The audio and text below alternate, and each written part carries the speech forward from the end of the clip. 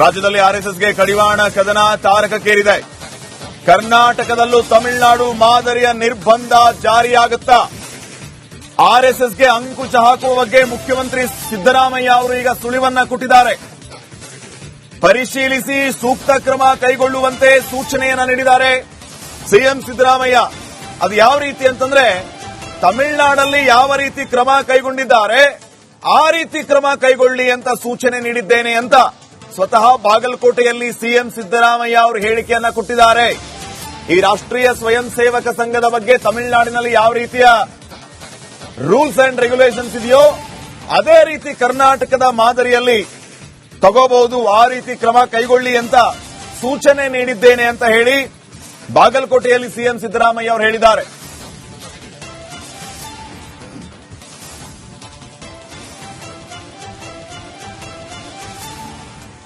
ಪ್ರಿಯಾಂಕರಿಗೆ ಬರೆದಿರೋದು ನಿಜ. ಅವರು ಆರ್ಎಸ್ಎಸ್ನವರು ಸರ್ಕಾರಿ ಜಾಗಗಳನ್ನ ಬಳಸ್ಕೊತಾರೆ. ಅದನ್ನ ನೀವು ತಮಿಳುನಾಡಿನಲ್ಲಿ ಸರ್ಕಾರ ಏನ್ ಮಾಡಿದೆ ಆ ತರ ಮಾಡಿ ಅಂತ ಬರೆದಿದ್ದಾರೆ. ನಾನು ಚೀಫ್ ಸೆಕ್ರೆಟರಿಗೆ ಪರಿಶೀಲನೆ ಮಾಡಿ ತಮಿಳುನಾಡಿನಲ್ಲಿ ಏನ್ ಮಾಡಿದ್ದಾರೆ ನೋಡಿ ಅಂತ ಹೇಳಿದ್ದೀನಿ. ಪ್ರಿಯಾಂಕರಿಗೆ ಬರೆದಿರೋದು ನಿಜ. ಅವರು ಆರ್ಎಸ್ಎಸ್ನವರು ಸರ್ಕಾರಿ ಜಾಗಗಳನ್ನ ಬಳಸ್ಕೊತಾರೆ. ಅದನ್ನ ನೀವು ತಮಿಳುನಾಡಿನಲ್ಲಿ ಸರ್ಕಾರ ಏನ್ ಮಾಡಿದೆ ಆ ತರ ಮಾಡಿ ಅಂತ ಬರೆದಿದ್ದಾರೆ. ನಾನು ಚೀಫ್ ಸೆಕ್ರೆಟರಿಗೆ ಪರಿಶೀಲನೆ ಮಾಡಿ ತಮಿಳುನಾಡಿನಲ್ಲಿ ಏನ್ ಮಾಡಿದ್ದಾರೆ ನೋಡಿ ಅಂತ ಹೇಳಿದ್ದೀನಿ. ಪ್ರಿಯಾಂಕರಿಗೆ ಬರೆದಿರೋದು ನಿಜ. ಅವರು ಆರ್ಎಸ್ಎಸ್ನವರು ಸರ್ಕಾರಿ ಜಾಗಗಳನ್ನ ಬಳಸ್ಕೊತಾರೆ. ನೋಡಿ, ಸದ್ಯಕ್ಕೆ ರಾಜ್ಯದಲ್ಲಿ ಚರ್ಚೆ ಆಗ್ತಾ ಇರುವಂತಹ ವಿಚಾರ ಆರ್ಎಸ್ಎಸ್ ಅನ್ನ ಬ್ಯಾನ್ ಮಾಡಬೇಕು. ಸಚಿವ ಪ್ರಿಯಾಂಕ್ ಖರ್ಗೆ ಅವರು ಈ ಬಗ್ಗೆ ಮಾತಾಡಿದ್ದಾರೆ, ಮುಖ್ಯಮಂತ್ರಿಗಳಿಗೆ ಪತ್ರವನ್ನ ಬರೆದಿದ್ದಾರೆ. ಇದು ಈಗ ಭಾರೀ ಚರ್ಚೆಗೆ ಕಾರಣ ಆಗಿದೆ. ಕೇಸರಿ ಪಡೆಯಲ್ಲಿ ಆಕ್ರೋಶಕ್ಕೆ ಕಾರಣ ಆಗಿದೆ.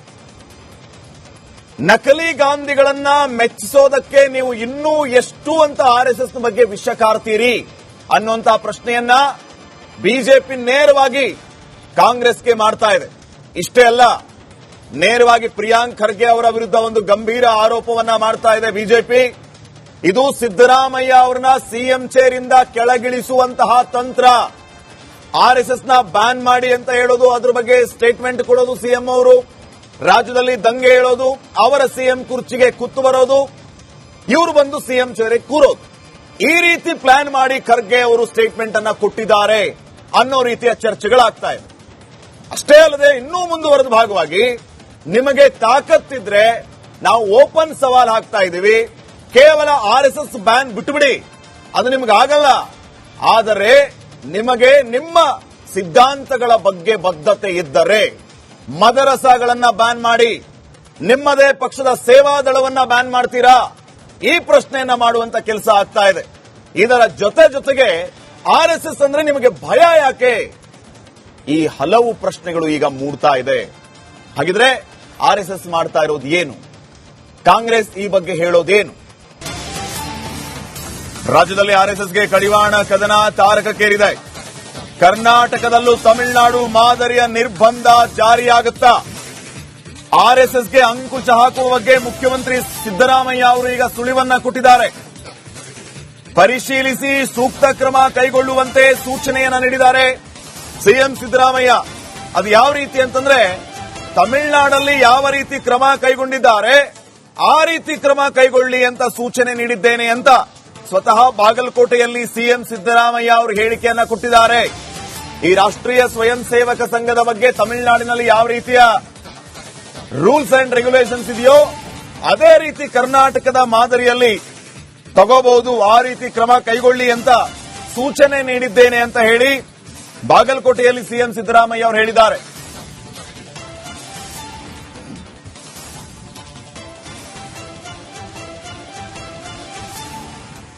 ಪ್ರಿಯಾಂಕರಿಗೆ ಬರೆದಿರೋದು ನಿಜ. ಅವರು ಆರ್ಎಸ್ಎಸ್ನವರು ಸರ್ಕಾರಿ ಜಾಗಗಳನ್ನ ಬಳಸ್ಕೊತಾರೆ. ಅದನ್ನ ನೀವು ತಮಿಳುನಾಡಿನಲ್ಲಿ ಸರ್ಕಾರ ಏನ್ ಮಾಡಿದೆ ಆ ತರ ಮಾಡಿ ಅಂತ ಬರೆದಿದ್ದಾರೆ. ನಾನು ಚೀಫ್ ಸೆಕ್ರೆಟರಿಗೆ ಪರಿಶೀಲನೆ ಮಾಡಿ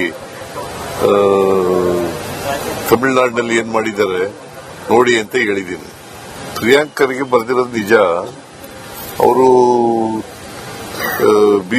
RSSನವರು ಸರ್ಕಾರಿ ಜಾಗಗಳನ್ನ ಬಳಸ್ಕೊತಾರೆ.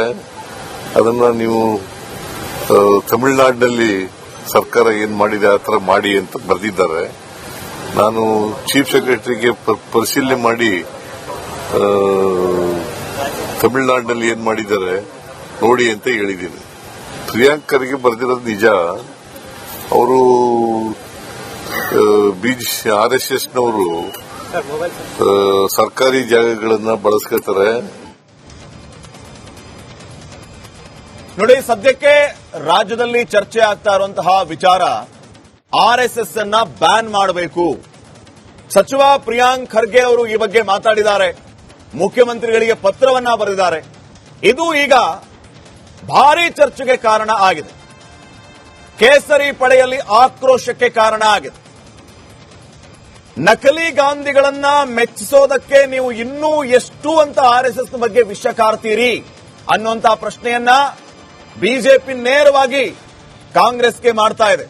ಇಷ್ಟೇ ಅಲ್ಲ, ನೇರವಾಗಿ ಪ್ರಿಯಾಂಕ್ ಖರ್ಗೆ ಅವರ ವಿರುದ್ಧ ಒಂದು ಗಂಭೀರ ಆರೋಪವನ್ನ ಮಾಡ್ತಾ ಇದೆ ಬಿಜೆಪಿ. ಇದು ಸಿದ್ದರಾಮಯ್ಯ ಅವರನ್ನ ಸಿಎಂ ಚೇರ್ ಇಂದ ಕೆಳಗಿಳಿಸುವಂತಹ ತಂತ್ರ. RSSನ ಬ್ಯಾನ್ ಮಾಡಿ ಅಂತ ಹೇಳೋದು, ಅದ್ರ ಬಗ್ಗೆ ಸ್ಟೇಟ್ಮೆಂಟ್ ಕೊಡೋದು ಸಿಎಂ ಅವರು, ರಾಜ್ಯದಲ್ಲಿ ದಂಗೆ ಹೇಳೋದು, ಅವರ ಸಿಎಂ ಕುರ್ಚಿಗೆ ಕುತ್ತು ಬರೋದು, ಇವರು ಬಂದು ಸಿಎಂ ಚೇರಿಗೆ ಕೂರೋದು. ಈ ರೀತಿ ಪ್ಲಾನ್ ಮಾಡಿ ಖರ್ಗೆ ಅವರು ಸ್ಟೇಟ್ಮೆಂಟ್ ಅನ್ನ ಕೊಟ್ಟಿದ್ದಾರೆ ಅನ್ನೋ ರೀತಿಯ ಚರ್ಚೆಗಳಾಗ್ತಾ ಇದೆ. ಅಷ್ಟೇ ಅಲ್ಲದೆ ಇನ್ನೂ ಮುಂದುವರೆದ ಭಾಗವಾಗಿ ನಿಮಗೆ ತಾಕತ್ತಿದ್ರೆ ನಾವು ಓಪನ್ ಸವಾಲ್ ಹಾಕ್ತಾ ಇದ್ದೀವಿ, ಕೇವಲ RSS ಬ್ಯಾನ್ ಬಿಟ್ಟುಬಿಡಿ, ಅದು ನಿಮಗಾಗಲ್ಲ. ಆದರೆ ನಿಮಗೆ ನಿಮ್ಮ ಸಿದ್ಧಾಂತಗಳ ಬಗ್ಗೆ ಬದ್ಧತೆ ಇದ್ದರೆ ಮದರಸಾಗಳನ್ನ ಬ್ಯಾನ್ ಮಾಡಿ, ನಿಮ್ಮದೇ ಪಕ್ಷದ ಸೇವಾದಳವನ್ನ ಬ್ಯಾನ್ ಮಾಡ್ತೀರಾ? ಈ ಪ್ರಶ್ನೆಯನ್ನ ಮಾಡುವಂತ ಕೆಲಸ ಆಗ್ತಾ ಇದೆ. ಇದರ ಜೊತೆಗೆ RSS ಅಂದ್ರೆ ನಿಮಗೆ ಭಯ ಯಾಕೆ? ಈ ಹಲವು ಪ್ರಶ್ನೆಗಳು ಈಗ ಮೂಡ್ತಾ ಇದೆ. ಹಾಗಿದ್ರೆ RSS ಮಾಡ್ತಾ ಇರೋದು ಏನು? ಕಾಂಗ್ರೆಸ್ ಈ ಬಗ್ಗೆ ಹೇಳೋದೇನು? ಇಷ್ಟೇ ಅಲ್ಲ, ನೇರವಾಗಿ ಪ್ರಿಯಾಂಕ್ ಖರ್ಗೆ ಅವರ ವಿರುದ್ಧ ಒಂದು ಗಂಭೀರ ಆರೋಪವನ್ನ ಮಾಡ್ತಾ ಇದೆ ಬಿಜೆಪಿ. ಇದು ಸಿದ್ದರಾಮಯ್ಯ ಅವರನ್ನ ಸಿಎಂ ಚೇರ್ ಇಂದ ಕೆಳಗಿಳಿಸುವಂತಹ ತಂತ್ರ. RSSನ ಬ್ಯಾನ್ ಮಾಡಿ ಅಂತ ಹೇಳೋದು, ಅದ್ರ ಬಗ್ಗೆ ಸ್ಟೇಟ್ಮೆಂಟ್ ಕೊಡೋದು ಸಿಎಂ ಅವರು, ರಾಜ್ಯದಲ್ಲಿ ದಂಗೆ ಹೇಳೋದು, ಅವರ ಸಿಎಂ ಕುರ್ಚಿಗೆ ಕುತ್ತು ಬರೋದು, ಇವರು ಬಂದು ಸಿಎಂ ಚೇರಿಗೆ ಕೂರೋದು. ಈ ರೀತಿ ಪ್ಲಾನ್ ಮಾಡಿ ಖರ್ಗೆ ಅವರು ಸ್ಟೇಟ್ಮೆಂಟ್ ಅನ್ನ ಕೊಟ್ಟಿದ್ದಾರೆ ಅನ್ನೋ ರೀತಿಯ ಚರ್ಚೆಗಳಾಗ್ತಾ ಇದೆ. ಅಷ್ಟೇ ಅಲ್ಲದೆ ಇನ್ನೂ ಮುಂದುವರೆದ ಭಾಗವಾಗಿ ನಿಮಗೆ ತಾಕತ್ತಿದ್ರೆ ನಾವು ಓಪನ್ ಸವಾಲ್ ಹಾಕ್ತಾ ಇದ್ದೀವಿ, ಕೇವಲ RSS ಬ್ಯಾನ್ ಬಿಟ್ಟುಬಿಡಿ, ಅದು ನಿಮಗಾಗಲ್ಲ. ಆದರೆ ನಿಮಗೆ ನಿಮ್ಮ ಸಿದ್ಧಾಂತಗಳ ಬಗ್ಗೆ ಬದ್ಧತೆ ಇದ್ದರೆ ಮದರಸಾಗಳನ್ನ ಬ್ಯಾನ್ ಮಾಡಿ, ನಿಮ್ಮದೇ ಪಕ್ಷದ ಸೇವಾದಳವನ್ನ ಬ್ಯಾನ್ ಮಾಡ್ತೀರಾ? ಈ ಪ್ರಶ್ನೆಯನ್ನ ಮಾಡುವಂತ ಕೆಲಸ ಆಗ್ತಾ ಇದೆ. ಇದರ ಜೊತೆಗೆ RSS ಅಂದ್ರೆ ನಿಮಗೆ ಭಯ ಯಾಕೆ? ಈ ಹಲವು ಪ್ರಶ್ನೆಗಳು ಈಗ ಮೂಡ್ತಾ ಇದೆ. ಹಾಗಿದ್ರೆ RSS ಮಾಡ್ತಾ ಇರೋದು ಏನು? ಕಾಂಗ್ರೆಸ್ ಈ ಬಗ್ಗೆ ಹೇಳೋದೇನು?